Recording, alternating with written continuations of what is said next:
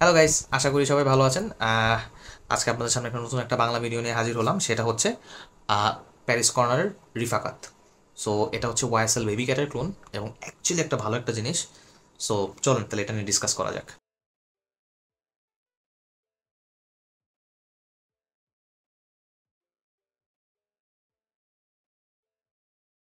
So প্রথমে বক্সটা নিয়ে শুরু করি। বক্সটা পুরোটাই সাদা, দেখতেই পারতেছেন, অল অ্যারাউন্ড সাদা।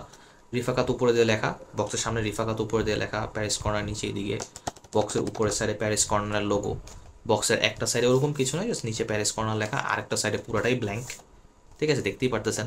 বক্সের পিছন সাইডটায় যে স্টিকার, অথেন্টিকেশন নোট এবং কিছু ইনফরমেশন, ইডিপি কনসেন্ট্রেশন, এবং হচ্ছে এটা 85 ml। আশা করি দেখতে পারবেন, এটা হচ্ছে 85 ml। সো 100 ml না, একটু একটু ইয়ে লাগবে, মানে খারাপ লাগতে পারে, but it's okay, it's okay. আর মজার বিষয়, নোটস দেওয়া। আপনারা হয়তোবা ভিডিওটা পজ করতে পারেন, নোটসগুলো দেওয়া আছে, পড়ে নিতে পারেন। সো এখানে যে নোটসগুলো দেওয়া আছে এটা এক্স্যাক্টলি হচ্ছে বেবি ক্যাটের সিমিলার। হয়তোবা নোটসগুলো প্রথমে পড়লে আপনাদের হয়তোবা মাথায় আসবে না, বাট এক্স্যাক্টলি বেবি ক্যাটের মতনই সিমিলার নোটসগুলো। ঠিক আছে, আর এটা গ্রুপও বলে দিয়েছে warm spicy, which I agree. But এখানে আবার একটা কিছু বিষয় আছে, সেটা ডিসকাস করতেছি। সেটা হচ্ছে ফ্রেগরেন্সের বোতলটা দেখতেই পারতেছেন। বোতলটা কিন্তু খুবই সুন্দর, গ্লাস বেসটা অনেক high.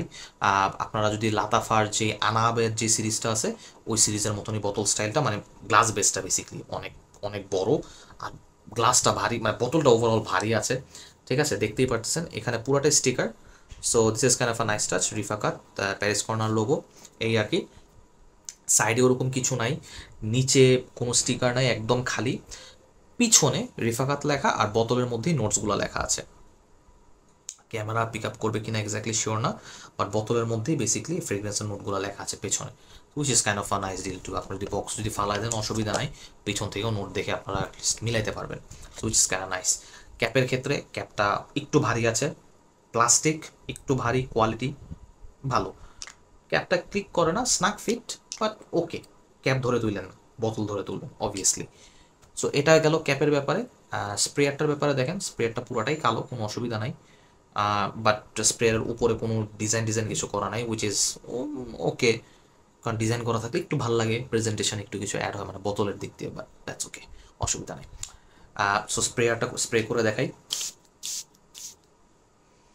Pressurised, pressurised, pressurised atomiser.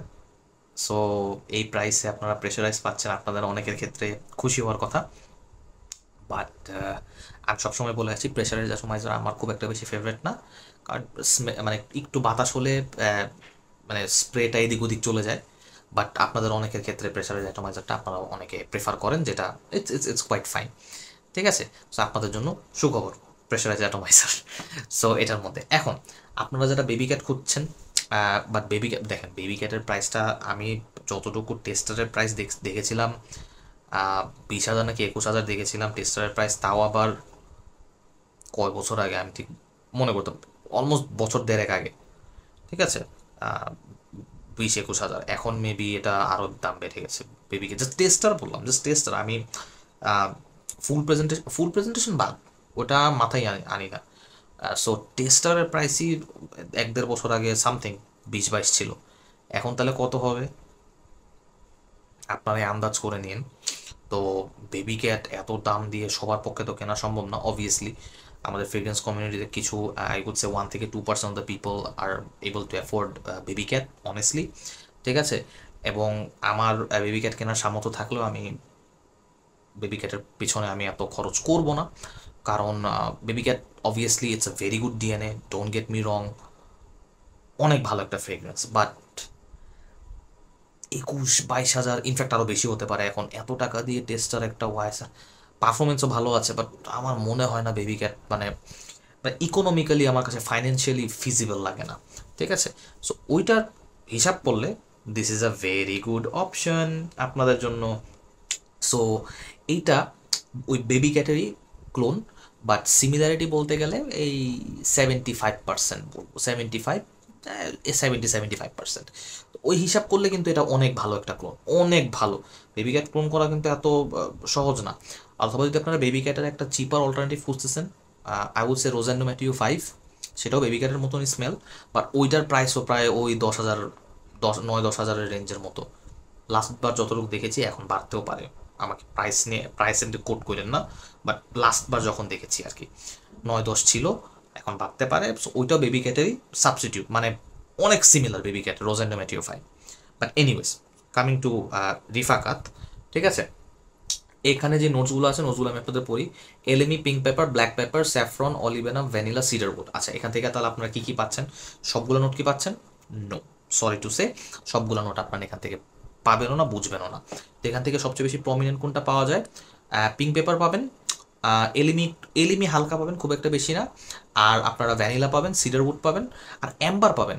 Amber list না, বাট অ্যাম্বার পাওয়া যায়, ঠিক আছে। এখন এখানে যে স্যাফরন আর অলিভেনাম এটা পাবেন না। দেখেন, এটা আমি ডিফাইন করি। যখন আপনারা এটা ওপেনিং মানে স্প্রে করবেন, ওপেনিং 1 থেকে 1.5 মিনিট এটা বেবি ক্যাট লাগবে না আপনার কাছে, আনফর্চুনেটলি, কারণ বেবি ক্যাটের ওপেনিংটা স্পাইসি হয়। এলিমির একটা শার্প একটা নোট আছে, পাইনি একটা শার্প একটা নোট আছে, ঠিক আছে, একটু উডি টাইপ, অনেক শার্প। আর অনেক বেবি ক্যাটে অনেক ভালো একটা অ্যাম্বার আছে, মানে একটু ভালো একটা অ্যাম্বারই একটা বেজ, মানে উডি অ্যাম্বার একটা অনেক শক্তপোক্ত একটা বেজ আছে। তো ওই ওই স্মেলটাও পাওয়া যায় ওই স্পাইসিনেসের সাথে। ব্ল্যাক পেপার, পিঙ্ক পেপারের যে একটা কম্বিনেশন, একটা টাটকা একটা কম্বিনেশন, ওইটা এখানে মিসিং। ওপেনিংয়ে এই স্পাইসিনেসটা আপনার টের পাবেন না।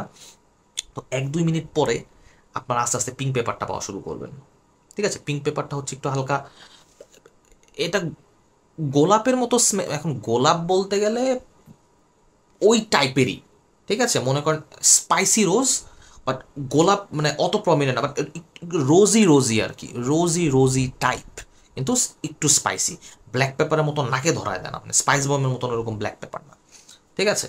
তো এখানে ব্ল্যাক পেপার অলমোস্ট নাই, নাই আমার কাছে যেটা মনে হয়েছে। ব্ল্যাক পেপার আমি পাই নাই, নাকে পাই নাই, পিঙ্ক পেপারটাই পেয়েছি, ঠিক আছে। সো পিঙ্ক পেপারের সাথে এটার সাথে যে ভ্যানিলাটা, উফ, এই ভ্যানিলাটা একটু ডিফারেন্ট টাইপ। এই ভ্যানিলাটা হচ্ছে আপনারা যে কাপ আইসক্রিম খান না, ভ্যানিলা কাপ আইসক্রিম, যে পোলার ইগলুর যে কাপ আইসক্রিমগুলো ভ্যানিলা থাকে, অথবা যে ভ্যানিলার যে ডিব্বা আইসক্রিমগুলো থাকে,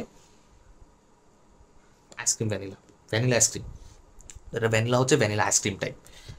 বেবি ক্যাট এবং রোজেন্ডো ম্যাটিউতেও ওই টাইপের যে আইসক্রিম টাইপ অফ ভ্যানিলা, ওই টাইপের ওই ভ্যানিলা আইসক্রিম টাইপের ভ্যানিলাটা এখানে পাওয়া যায়।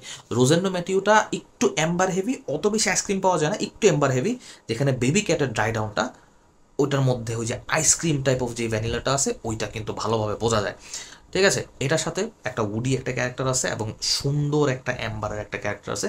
অ্যাম্বারটা আমি বলবো খুব একটা বেশি অত ওয়ার্ম স্পাইসি কিছু না, অথবা একটা অত বেশি ওয়ার্ম না, কারণ ভ্যানিলাটাই যে ভ্যানিলা আইসক্রিমের যে নোটটা, যে ভ্যানিলা যে আইসক্রিমের যে ওইটাই আর কি অ্যাম্বারটাকে আবার একটু ঢেকে দেয়, ইন মাই ওপিনিয়ন।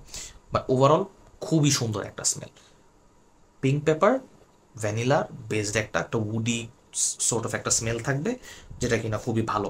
এখন যে মাঝখানে যে দুইটা নোট ছিল, অলিভেনাম আর স্যাফরন, এখানে আপনারা আনফর্চুনেটলি স্যাফরন পাচ্ছেন না, এবং অলিভেনামও পাচ্ছেন না। বেবি ক্যাটে স্যাফরনটা কিন্তু বোঝা যায়, মিড মানে ওপেনিং থেকেই ওই মিড নোটের স্যাফরনটা ধরা যায়, যে স্যাফরন এখানে আছে। ওখানে স্যাফরনের যে একটা কিক, স্যাফরন থাকলেই বোঝা যায় যে ওখানে স্যাফরন আছে। স্যাফরন অনেক ডিস্টিং, মানে অনেক আলাদা একটা স্পাইস, ঠিক আছে, যেটা মানে খুব সহজেই টের পাওয়া যায়।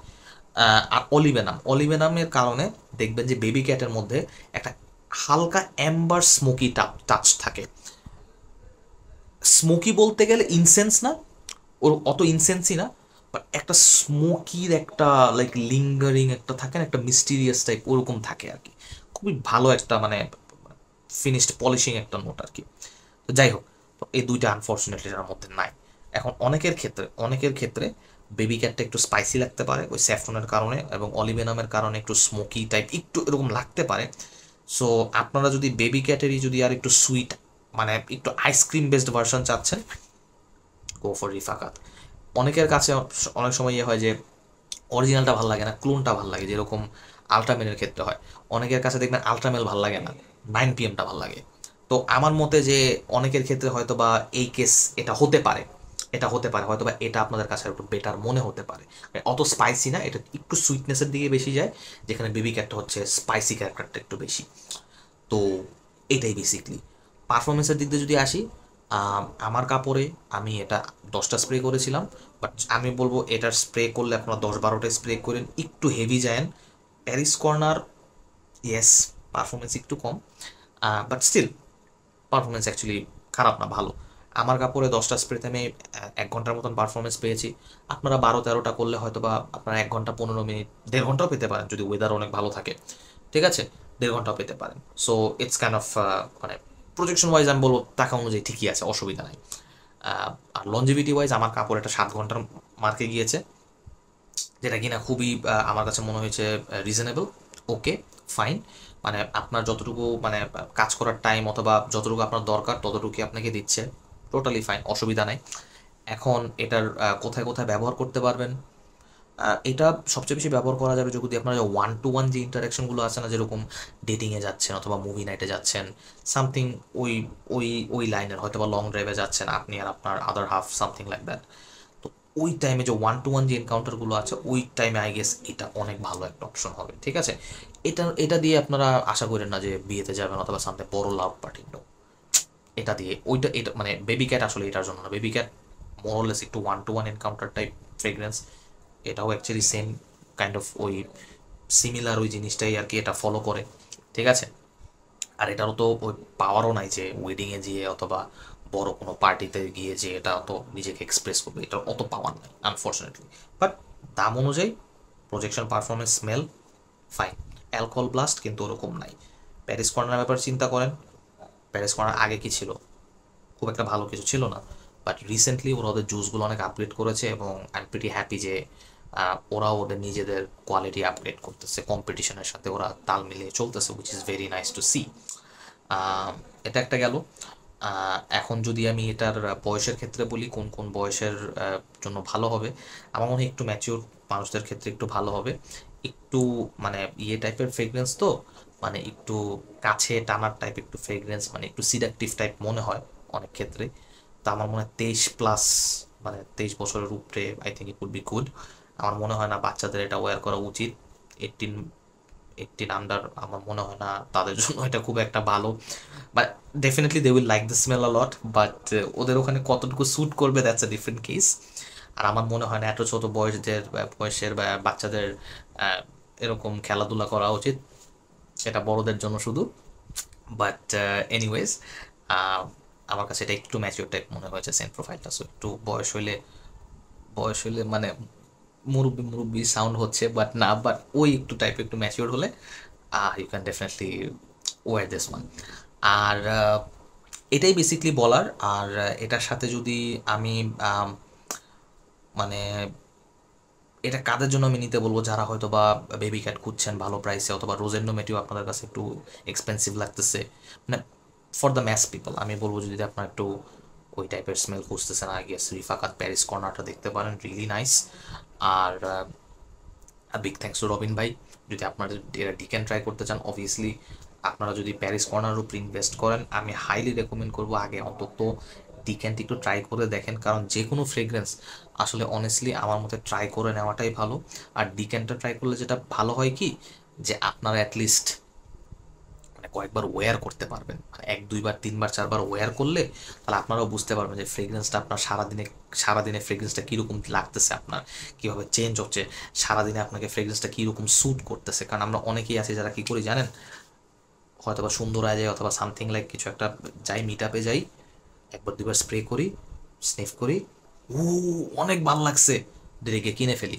এরপর 2 দিন পরে ফ্রেগরেন্স ভালো লাগে না, এরপর আমরা সেল করতে যাই, পরে দেখি যে ওই ডিজায়ার যে প্রাইসটা, ওই প্রাইসটা উঠে আসে না, লসে বিক্রি করতে হয় আনফর্চুনেটলি। সো এই কাজটা অ্যাভয়েড করাটাই বেটার, ঠিক আছে। আমার মতে একটা প্রপার ওয়্যারিং দিলে আপনি জিনিসটা বুঝতে পারবেন। সো হোপফুলি আজকের রিভিউটা আপনাদের কাছে ইনফরমেটিভ ছিল এই ফ্রেগরেন্সটার ব্যাপারে। অ্যান্ড যেটা বললাম, বেবি ক্যাটের ভালো একটা ক্লোন দেখতে পারেন। যদি আপনারা একটু আইসক্রিম টাইপ ফ্রেগরেন্স পছন্দ করেন, this is a good one, actually ভালো একটা জিনিস। মানে প্রাইস ওয়াইজ আমার মনে হয় না কমপ্লেন করা কোনো জায়গায় উচিত এটা নিয়ে, এই আর কি। ঠিক আছে তাহলে আজকে এই পর্যন্ত রাখি। ইনশাল্লাহ আপনাদের সাথে নতুন আরেকটা বাংলা ভিডিও নিয়ে আপনাদের সাথে হাজির হব ইনশাল্লাহ। ঠিক আছে, টিল দেন ভালো থাকেন সবাই।